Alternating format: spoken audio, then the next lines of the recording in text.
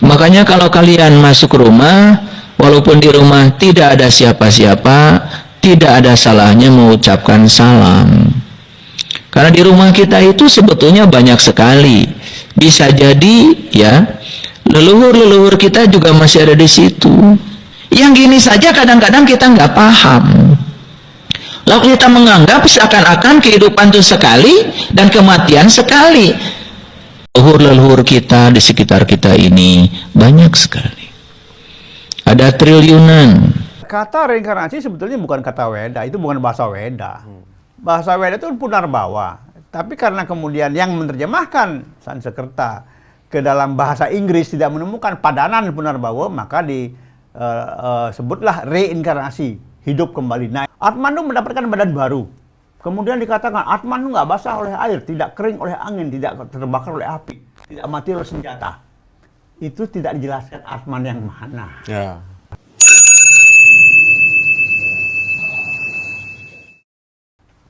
Om Swastiastu, Rahayu pemirsa Hindu Channel. Kita lihat kiri, Aji Dewa Suranaya. Aduh, Aji Dewa langsung ditelepon, langsung udah pagi jam 7. Karena besok harus pergi. Karena besok harus pergi gitu kan.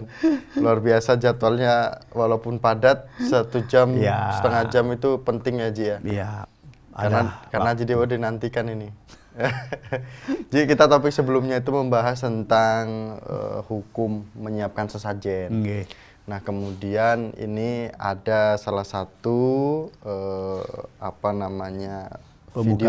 pemuka agama yang menyampaikan juga terkait dengan reinkarnasi. Nah ini adalah Ustadz Saiful Karim menjelaskan reinkarnasi. Soalnya Hindu Channel ngiranya nggak ada yang berani menjelaskan reinkarnasi karena yang harus menjelaskan Hindu kan gitu. Nah ternyata ada yang menjelaskan, kalau menurut Miko sih bijak gitu kan Ci, sangat bagus yang dijelaskan sekali. Reinkarnasi bukan Punarbawa. Nah mungkin sebelum kita bahas ini, apakah kita mendengarkan Aji Dewa dulu sedikit aja Ci, reinkarnasi ini apa dulu, baru nanti kita tayangkan videonya. Jadi kata reinkarnasi sebetulnya bukan kata Weda, itu bukan bahasa Weda. Bahasa Weda itu Punarbawa. Tapi karena kemudian yang menerjemahkan Sanskerta ke dalam bahasa Inggris tidak menemukan padanan Punarbawa, maka disebutlah reinkarnasi, hidup kembali. Nah ini akhirnya menimbulkan banyak tafsir. Kalau kita hanya membaca reinkarnasi, hidup kembali, berarti orang itu pernah mati.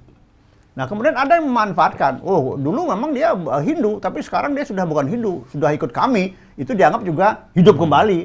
Reinkarnasi juga artinya, tafsir. Maka kalau saya cenderung membicarakan itu Punarbawa yang kita bicarakan, bukan reinkarnasi. Namun karena reinkarnasi sudah populer, kita juga nggak bisa kemudian meminggirkan kata reinkarnasi ini. Itu aja sebetulnya. Aji Dewa, boleh kita nonton video dulu? Boleh, silakan. Silakan. Mari kita simak video yang akan menjadi pembahasan kita pada hari ini. Silakan. Leluhur-leluhur kita di sekitar kita ini banyak sekali. Ada triliunan, banyak sekali. Memang tidak kelihatan bagi mereka yang tidak tahu ilmunya. Tapi bagi mereka yang sadar bahwa sebetulnya yang sedang menunggu untuk punya tubuh baru di sini itu banyak sekali. Mereka tidak bisa berbicara langsung karena sudah tidak diberikan tubuh untuk berbicara. Tapi mereka ada. Makanya saya selalu mengajak kita, mari kita doakan semoga seluruh makhluk hidup, baik yang kelihatan maupun yang tidak kelihatan, di setiap ruang dan waktu, di semua tingkatan, semoga mereka berbahagia. Doa itu nggak usah pakai bahasa tertentu, ucapkan dalam bahasa yang kita mengerti. Karena yang paling penting itu adalah resonansi kita ya dengan semuanya. Ketika kita mengucapkan kalimat itu, semesta ini bergetar. Karena kita sedang mengirim sinyal-sinyal energi ke semesta. Dan leluhur-leluhur kita merasa terhormat karena kita masih bisa mengingat mereka. Sekalipun mereka sekarang sedang tidak punya tubuh, tapi mereka ada. Makanya kalau kalian masuk rumah, walaupun di rumah tidak ada siapa-siapa, tidak ada salahnya mengucapkan salam. Karena di rumah kita itu sebetulnya banyak sekali. Bisa jadi ya, leluhur-leluhur kita juga masih ada di situ. Dan ketika kita menyampaikan salam, mereka akan sangat berbahagia. Ini hal-hal sederhana yang sering kita lupakan dalam hidup. Karena selama ini kita sudah terlalu panjang tidur dalam ketidaksadaran. Oleh karena itu, saya mengajak kita semua, mari kita hadir di sini saat ini sekarang. Sadari nafas kita. Sadari bahwa nafas adalah bukti kehadiran sang hidup pada diri kita. Nah, Haji Dewa, itu tadi ada beberapa poin yang menarik karena disebutkan di situ leluhur kita itu yang ngantri itu triliunan Ji. Nah, kemudian sedang menunggu tubuh baru. Nah, kemudian kalau kita doa ya doa yang kita ngerti aja. Betul. Gitu kan. Kemudian kalau doa kita itu kan mengirimkan sinyal energi yang sangat baik. Nah, bagaimana Ji? Masa banyak banget triliunan Ji? Iya memang benar. Apa yang disampaikan oleh beliau ini sebetulnya bukan sesuatu yang salah. Bagi umat Hindu, apapun itu yang diperbincangkan atau disampaikan oleh beliau ini sumbernya adalah Upanishad. Dalam Upanishad itu ada semua, bukan Weda, tapi Upanishad. Semua ada. Dan ini sebetulnya tidak level dari materi ini, mohon maaf, boleh saya katakan di atas agama. Ini sudah masuk ke level, ke ranah spiritual. Nah, itu sumbernya adalah Upanishad. Bukan lagi Caturveda, tapi Upanishad. Nah, Upanishad ini merupakan pembahasan lanjut daripada Weda. Nah, kemudian kalau dikatakan leluhur kita menunggu triliunan, tidak salah. Tidak salah. Kenapa? Jadi begini, kalau di Jawa kita mengenal yang namanya pangentas panjurung sukmo atman manunggal. Setelah dientas, kuburan-kuburan Jawa itu kosong. Kosong dalam arti tadinya kuburan ini sudah berubah menjadi rumah Jawa yang dibuat dari kayu jati. Kemudian mereka berkumpul semua di sebuah rumah besar, itu yang namanya Pedarman Sunia. Disitulah mereka menunggu, jumlahnya triliunan. Menunggu SK, surat keputusan kapan beliau itu bisa mendapatkan badan baru. Terjadi seperti itu. Jadi apa yang beliau sampaikan benar. Tapi sekali lagi saya ingatkan, ini bukan agama, tapi sudah masuk ke ranah spiritual. Dan memang tidak mudah memahami ini. Makanya beliau katakan, kita sudah terlalu lama tidur dalam ketidaksadaran. Karena ada hal-hal yang sebetulnya menjadi pertimbangan. Tadi beliau mengatakan nafas, prana. Pranayama itulah inti dari semua ajaran yang kita mau dapatkan baik dari agama maupun dari spiritual. Jadi kalau kita sudah kuat dengan pranayama, maka komunikasi dengan rohani itu tidak sulit. Hanya memang bedanya. Kalau tadi bicara reinkarnasi, kalau saya lebih suka mengatakan punarbawa, karena reinkarnasi menjadi suatu hal yang umum. Siapapun boleh menafsirkan reinkarnasi, kalau itu bahasa Inggris. Tapi kita bicara punarbawa, menjelma kembali. Menjelma kembali bukan berarti kemudian rohnya pindah, tidak. Dalam Hindu tidak ada istilah bahwa reinkarnasi itu perpindahan roh, perpindahan jiwa, tidak. Saya punya roh sendiri. Tapi yang reinkarnasi kepada saya ada di alam sana. Di alam Pitraloka sana ada. Hanya beliau tidak punya beban lagi karena sudah saya ambil alih beban itu. Yang kita sering sebut dengan karma wasana. Jadi reinkarnasi, populernya begitu, bukan perpindahan roh, bukan perpindahan jiwa. Memang tadi beliau mengatakan menunggu badan baru. Iya, tapi setelah ada badan baru, bukan berarti beliau rohnya pindah, tidak, jiwanya pindah, tidak. Yang pindah adalah karakternya, kesan-kesannya, sisa-sisa karmanya. Jadi memang setelah manusia itu mati, semua masalah karma diselesaikan di sana. Apa hukumannya, apa pahalanya, apa sanksinya. Maksud sisa karma ini perbuatan di kehidupan sebelumnya itu akhirnya semua perbuatan baik, perbuatan buruk kita di dunia ini dibawa. Mati, di sana diselesaikan. Berapa kamu punya perbuatan baik, Kamu nikmati di alam surga, berapa kamu punya perbuatan yang tidak baik, kamu nikmati di alam neraka. Seolah-olah neraka. Seolah-olah loh ya, neraka. Nah, kemudian muncullah di sini, mari kita doakan. Nah, terus kalau di dalam Hindu kan ada beberapa mantra, Ji. Ya. Nah, kalau secara mantra itu gimana? Kalau secara doa sehari-hari kita gimana? Pasti kan ada generasi kita yang nonton nih, Ji. Ya. Dan dia pasti, terus gimana dong doanya kalau misalkan kita cukup doa secara bahasa sehari-hari? Terus kalau yang sudah biasa dengan mantra, mantranya apa gitu? Misalkan contoh, Ji. Ya, kita mengenal yang namanya Pitra Puja. Sederhana. Begitu kita mendengar orang meninggal, kita langsung berdoa. Sama doanya dengan Pitra Puja. Hanya Pitra Puja lebih lengkap. Ya. Intinya doa untuk beliau-beliau itu, kita kan nggak tahu beliau di mana sekarang. Yeah. Apa di surga, apa di neraka, apa di mana, kita nggak tahu. Tapi dalam doa ini ada harapan. Misalnya gampangnya saja, saya gampang saja, jangan susah-susah. Om Swargantu Moksantu Sunyantu Enama Swadah. Om Kesama Sampurna Enama Swaha. Doa umum itu. Ya. Nah, kemudian doa sehari harapan. Semoga leluhur kami mendapatkan tempat sesuai dengan karmanya. Udah selesai. Ada menambahkan lagi, wahai leluhur, leluhurnya sudah menjadi Sadewata. Jadi leluhurnya macam-macam. Ada yang masih di bawah, yang masih bermasalah, belum selesai. Ada yang sudah setara dengan para dewata. Rig Weda Mandala 10, Sukta 15. Para leluhur sudah menjadi Sadewata, setara dengan para dewa. Beliaulah yang bisa memberikan sesuatu, membantu kita untuk mendapatkan sesuatu sesuai dengan kebutuhan. Dari doa ini kemudian mengantarkan sinyal energi. Loh iya, otomatis. Doa itu prana, energi vital. Energi vital itu tidak hanya melibatkan hidung dan mulut, tetapi seluruh organ, karena itu juga mensuplai energi, mensuplai oksigen. Ini memantulkan energi. Energinya bisa alfa, delta, gamma, macam-macam. Semakin tinggi pranayama orang itu, bagaimana dia membangun energi vital dalam dirinya, semakin hebat pancaran energi yang dia pancarkan, termasuk ke alam rohani. Itu dia. Makanya tetap kunci kita sebetulnya di pranayama. Saya pernah memberikan materi, dengan pranayama kita mendekati Tuhan. Ada caranya, ada. Itu hebatnya agama-agama besar selalu dalam lakunya tanpa sadar ataupun dengan sadar sebetulnya membangun energi prana itu sehingga dengan doa kemanapun dia sampai akses tanpa batas.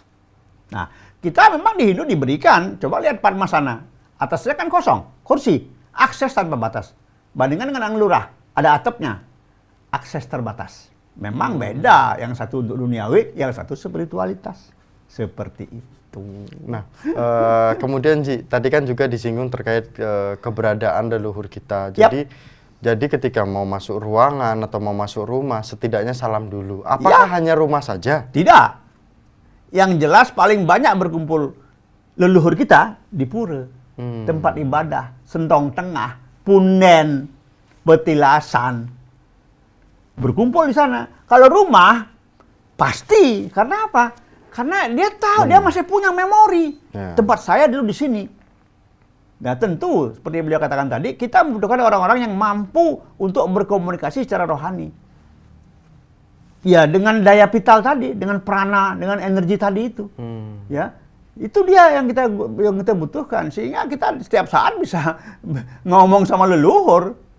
Dan memang leluhur itu punya akses tanpa batas kalau dia sudah setara dengan para dewata, sudah menjadi ista dewata. Kalau di Bali dikatakan sudah menjadi Betara Hyang Guru. Akses tanpa batas, diberikan kewenangan. Gitu. Nah, jadi Dewa, ini kita di video pertama sudah mengupas tipis-tipis menurut Hindu dan ada video yang selanjutnya lumayan panjang videonya. Coba kita setel lagi. Karena dengan adanya nafas, kita bisa melihat. Dengan adanya nafas, kita bisa mendengar. Dengan adanya nafas, kita bisa bicara. Dengan adanya nafas, kita bisa merasakan apa saja yang kita santap. Dengan adanya nafas, tubuh kita dialiri energi lembut yang luar biasa. Dengan adanya nafas, setiap sel dalam tubuh kita hidup dan bergairah, penuh sukacita. Itu sebabnya ketika kita masih bernafas, sadari bahwa sebetulnya kita masih diizinkan untuk belajar di sekolah kehidupan ini. Sepanjang kita bernafas, berarti sang semesta masih akan menggunakan kita sebagai kepanjangan tangannya. Untuk apa? Untuk menyampaikan cinta kasihnya. Berhenti mencari uang, cari yang punya uang.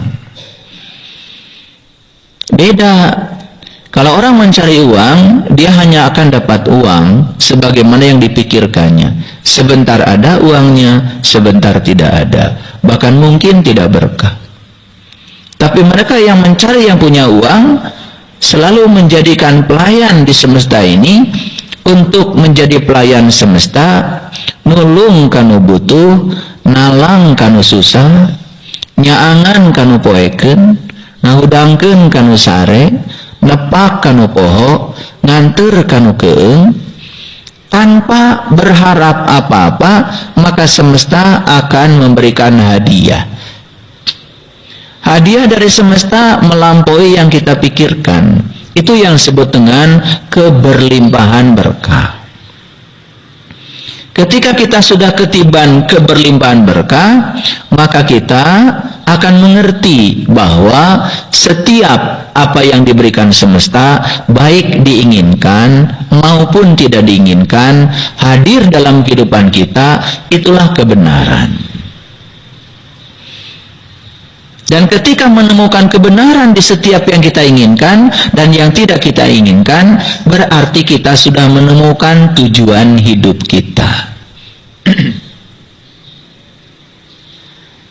Ketika kita sudah merasakan berkah itu berlimpah tanpa batas, tentu saja kita harus memasuki durma.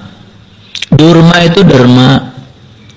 Darmakan semua berkah itu bukan hanya dinikmati oleh diri pribadi kita, tetapi lihat di sekitar kita banyak orang yang membutuhkan pertolongan kita. Jangan lupa bahwa setiap amanah yang diberikan pada kita bukan untuk kita, titipan untuk orang-orang di sekitar kita. Sadar bahwa berkah itu bukan hanya untuk kita, dan kita bagikan pada orang-orang yang dihadirkan dalam kehidupan kita, maka kita sudah mencapai arti hidup. Maka beruntung sekali orang yang saat ini sudah menemukan tujuan hidup dan sudah menemukan arti hidup. Hidupnya tidak akan susah.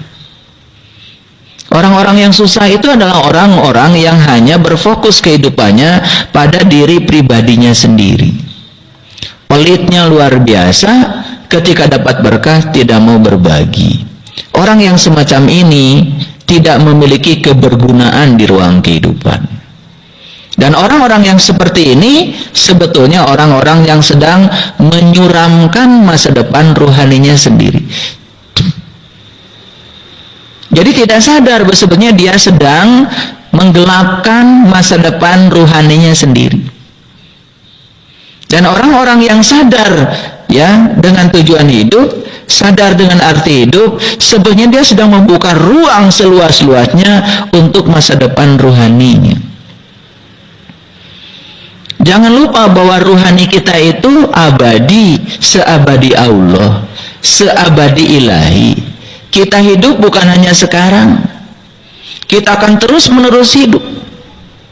Oleh karena itu, karena rohani abadi sedangkan jasmani tidak abadi, maka wajar kalau jasmani harus diganti.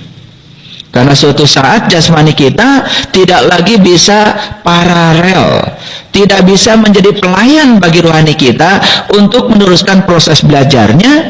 Maka ketika jasmani kita sudah tidak layak pakai, semesta ngasih cinta kasih baru. Dengan cara apa?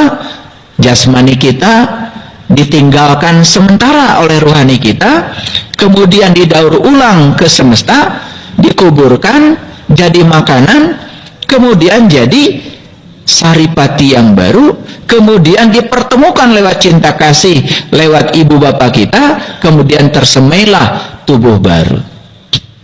Lalu ya sang rohani ditiupkan kembali meneruskan perjalanannya. Orang yang sudah sampai di kesadaran ini tidak takut dengan kehidupan, tidak takut juga dengan kematian. Karena sesungguhnya mati itu adalah hal biasa, hanya berganti tubuh fisik, hanya berganti casing. Karena kalau tubuh ini sudah repot, tidak melayani lagi kebutuhan rohani, ya tubuh ini harus ditinggalkan. Itulah hukum semesta yang disebut dengan siklus kehidupan. Makanya siklus kehidupan terus berjalan. Di depan mata siklus kehidupan kelihatan, tapi kita selalu tidak sadar. Leluhur kita dikubur. Ketika dikubur, maka tubuhnya menyatu kembali dengan tanah. Diurai dengan sistem alami, sehingga semua atom-atom, unsur-unsur, molekul-molekul yang membentuk tubuhnya diurai dengan sistem semesta menjadi unsur-unsur yang sudah terurai. Ketika sudah terurai, maka diserap lagi oleh tumbuh-tumbuhan yang ada di tanah. Dan tumbuh-tumbuhan menghasilkan daun, menghasilkan buah, kan dimakan lagi. Setelah dimakan jadi saripati baru, kan tumbuh lagi yang namanya tubuh baru. Jadi siklus kehidupan terjadi juga dalam dimensi fisik, bukan hanya dalam dimensi rohani. Yang gini saja kadang-kadang kita nggak paham. Lalu kita menganggap seakan-akan kehidupan itu sekali dan kematian sekali. Nah, pemirsa Hindu Channel sudah menyaksikan apa yang disampaikan, dan poin-poinnya pasti pemirsa Hindu Channel juga kurang lebih hampir sama yang akan kita bahas pada hari ini. Nah, menurut Aji terkait dengan, apalagi tadi juga bahas pranayama juga, ini juga mengatur napas itu bisa mengendalikan keseluruhannya juga. Nah, bisa menemukan tujuan hidup juga, dan menjalani, apalagi di sini disebutkan juga terkait dengan hukum semesta gitu. Tidak akan berhenti seperti itu. Siklusnya. Ya. Monggo Haji. Begini, Hindu sebetulnya mengajarkan proses seperti ini tahap demi tahap. Kalau kita rajin sembahyang, kita katakan, oh ini jalan bakti. Kemudian kita rajin belajar filosofi, ini jalan jenana. Atau sebelumnya kita rajin berkarma, oh jalan karma. Jadi ada bakti marga, karma marga, jenana marga. Nah, kalau yang sampaikan beliau ini sudah masuk kepada raja marga. Ya, sebetulnya nggak jauh beda kok. Sekarang maaf ya, yang saya tahu di Islam, mana kebetulan guru kerohanian saya dulu Muslim, itu mereka punya syariat, tarekat, hakikat, marifat sama, hanya mungkin polanya untuk menjalani tahapan-tahapan ini berbeda. Nah, ini memang raja marga. Jadi beliau belajar bukan dari kitab, makanya sama sekali nggak menyebut kitab. Beliau belajar dari alam. Alam ini kan sumber kitab yang tidak ada batasnya, unlimited, nggak ada batasnya. Beliau belajar, sebetulnya intinya siklusnya reinkarnasi. Hanya mungkin bedanya, reinkarnasi pemahaman seperti yang beliau sampaikan, mungkin secara buku, kitab agak berbeda. Karena di dalam, ini persis kayak di Bhagavad Gita, dikatakan bahwa Atman itu mendapatkan badan baru. Kemudian dikatakan, Atman itu nggak basah oleh air, tidak kering oleh angin, tidak terbakar oleh api, tidak mati oleh senjata. Itu tidak dijelaskan Atman yang mana. Ya. Kalau kita masuk ke Swatara Upanishad, maka Atman itu ada dua. Satu, Atman yang betul-betul tidak terkena hukum-hukum bumi, tidak terkena suka duka larapati, kata orang Bali. Dan satu lagi, Atman yang menghidupi. Jiwatman ini yang kena suka duka larapati. Dia bisa suka, dia senang, dia sedih, dia sakit, dia mati. Tapi kalau satu ini enggak. Hak yang satu ini sebagai saksi purusa, menyaksikan itu jiwatman itu. Maka dalam Swatara diibaratkan seperti dua ekor burung. Yang satu burung ini hanya menyaksikan, tapi burung satu lagi mengalami proses itu. Nah, kemudian yang inkarnasi ini yang mana? Kalau yang ini Atman setiap saat bisa ganti Tuhannya. Kan beda di sana, ini masalahnya. Nah, memang apa yang beliau sampaikan ini sebetulnya ini bukan bersumber dari kitab, tapi dari alam. Makanya beliau mengatakan alam semesta. Jadi kita memang berusaha untuk menapak ke tahapan ini. Jadi kita berdoa kepada alam semesta, karena alam semesta sudah memberikan segala-galanya yang kita butuhkan. Kalau saya biasanya berdoa begini, wahai alam semesta yang agung, terima kasih atas segala anugerahmu untuk semua ciptaan. Tidak hanya untuk kita. Beliau katakan jangan untuk pribadi, tapi untuk semua di kehidupan ini yang dipertemukan dengan kita. Maka kita pun juga berdoanya begitu. Wahai alam semesta yang agung, terima kasih atas segala anugerah. Wahai Saraswati yang maha agung, misalnya begitu. Atau Siwa yang agung, terima kasih atas segala karmamu untuk kami semua atau untuk semua ciptaan. Ini intinya sebetulnya. Dan berdoalah dengan bahasa yang kamu pahami. Tidak ngelantur nanti doanya seperti apa. Karena doa itu permohonan yang sungguh-sungguh. Namanya praartana namanya itu. Dan memang selama hidup kita harus belajar. Maka salah satu dari 7 pengamalan Dharma adalah sila, tapa, yajna, prawirya. Belajar berkelanjutan, tidak pernah berhenti. Jangan merasa, oh saya sudah sulingnya sekarang, jadi saya sudah tahu semuanya. Ntar dulu, selama Anda masih berbadan manusia, tetap butuh pembelajaran. Nah, kemudian sila, tapa, yajna, prawirya, baru dana. Memberi. Sekarang kan orang begini, saya punya uang, saya punya jasa. Kan boleh, yang penting saya mempunyakan jasa saya, pikiran saya, lalu uang saya enggak. Ya enggak bisa. Selama Anda butuh uang, Anda punya komitmen, punya pengetahuan, tetap uang harus keluar, apapun alasannya. Jangan kemudian, saya nih sekarang, dengan apa yang saya pahami, saya memberikan bantuan, saya ngayah ke Jawa. Kemudian dananya, nanti urusan lain, dananya bukan dari saya. Nggak bisa, Anda punya uang, Anda harus mempunyakan uang Anda. Dan juga jasa Anda tetap, dua-duanya. Sama hal yang dana punya. Menurut kitab, itu 4,75% bagi umat Hindu. Lalu, kita harusnya berdana punya dengan konsep itu, 1 juta dalam sebulan. Tapi kita sayang, saya kan rela cuma 100.000, tetap salah. Memang dana punya itu rela, ya kerelaan, tapi kerelaan yang dibatasi oleh aturan, nggak bisa. Saya rela. Coba bayangkan kalau 1 juta tiap bulan, bayangkan saja. Walaupun saya mestinya 5 juta, 1 juta kalau dibeli kerupuk banyak banget. Itu. Norak jadinya, ini pemikiran salah. Anda punya uang, Anda punya jasa, lakukan dua-duanya, didanakan, jangan satu-satu. Nah inilah, itu sebetulnya yang ingin beliau sampaikan. Doakan alam semesta. Tidak untuk pribadi hidup ini. Ya, ini kehidupan ini untuk belajar. Selama kita masih diberikan nyawa oleh alam semesta, belajar memberi, belajar menerima. Memberi kita berdana, menerima, jangan marah kalau dikritik. Terimalah semua, itu kan proses pembelajaran. Jadi ini luar biasa sebetulnya. Makanya tadi beliau tidak menyebut satu pun kitab. Tidak menyebut bahasa lain pun, hanya bahasa yang sehari-hari. Luar biasa. Saya senang dengan model-model seperti ini. Sejuk dalam sejuk penyampaiannya, sehingga tidak menyinggung siapapun. Tidak harus menyinggung. Dan ini yang mengingatkan umat Hindu yang hanya terhenti pada tahapan karma tok. Janana namanya, Janana marga, kemudian Raja Marga mana? Ini harus berlanjut. Karena kalau ini tidak keempat-empatnya kita lalui, jangan berharap berpikir untuk moksa, omong kosong moksa. Berarti yang harus berlanjut ini seperti apa, Ji, maksudnya? Sekarang kita sudah biasa bakti marga. Bakti marga. Karma marga sudah biasa. Kita menolong orang sudah biasa. Janana marga filsafat ini loh. Tattwa ini. Karena tattwa ini merupakan ajaran kebenaran. Belajar dari alam. Jangan dari kitab saja.